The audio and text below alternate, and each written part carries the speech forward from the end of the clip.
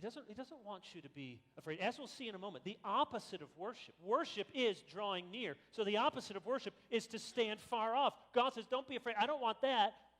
I don't want you to back away from me. I want to dwell with you. I want to be near you. But this is not going to be a thing lightly done. Not to be trifled with. Intimacy, yes. Carelessness, no. And the purpose, he says, is that you may not sin. So that you obey. Obedience as a category in the Christian life does not disappear because we are saved by grace.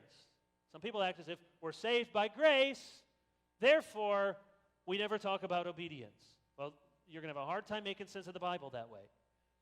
Saved by grace, delivered out of Egypt, given the law after the gospel, and now God says, I want you to follow me.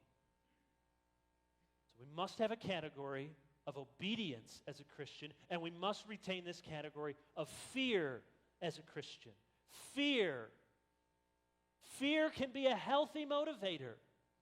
Yes, there's a wrong kind of cowering, servile fear, and there's a right kind of healthy fear, and God says, I want you to have that reverence, that awe, that respect, that fear, so that you take these commandments with the utmost seriousness.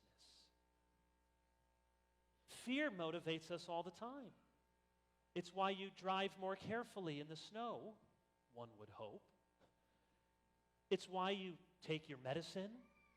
It's why when the doctor says, you better eat your vegetables or you're going to get sick and die, you weigh that for a time. But eventually you think, I better eat better. It's why you take a safety class before you handle a knife or a gun, or you have a lock on your saw. Why you are careful when you do things that push yourself to the limits.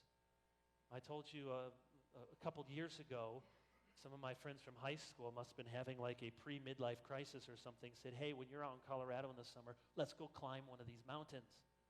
I said, does that involve camping? They said, just one night. I said, there's a hotel nearby. We could just get up real early. But they won out, and so we spent the night in a tent. And then we, hiked up one of these 14ers, and I got to the top, and getting sort of dizzy as you don't have oxygen. And then the end of it is scrambling up these boulders to get to the top. And I just had one thought through my head. This is not the way I want to go to heaven. Really, this is preaching the gospel, doing something courageous, laying down life. This is not it. This is not how I want the last chapter. So it didn't matter. Fear was a very good motivator. Didn't matter if groups of small children were passing behind me. I just like this. Didn't matter if I had to scoot up the last rocks on my bottom. I was not marching up triumphant. I was marching up safely. Fear, and I'm here. I got down, only one sprained ankle, only minor heroics, but I made it. Fear is a healthy motivator. And so the Lord says, you fear and you obey.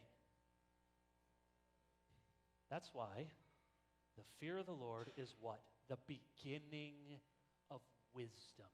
Your iPhone is not the beginning of wisdom. It's the beginning of knowledge in some sense. It's the beginning of distraction for sure. It's not the beginning of wisdom. The way to be wise, the starting point, say there is a God, He's a big God, He's not to be trifled with. If you want to be wise in your life, that's how you start. Any other starting point is going to be a path of foolishness. There is a God, He's a big God, He's not to be trifled with. If you get that locked into your head and your heart, the beginning of being a very wise person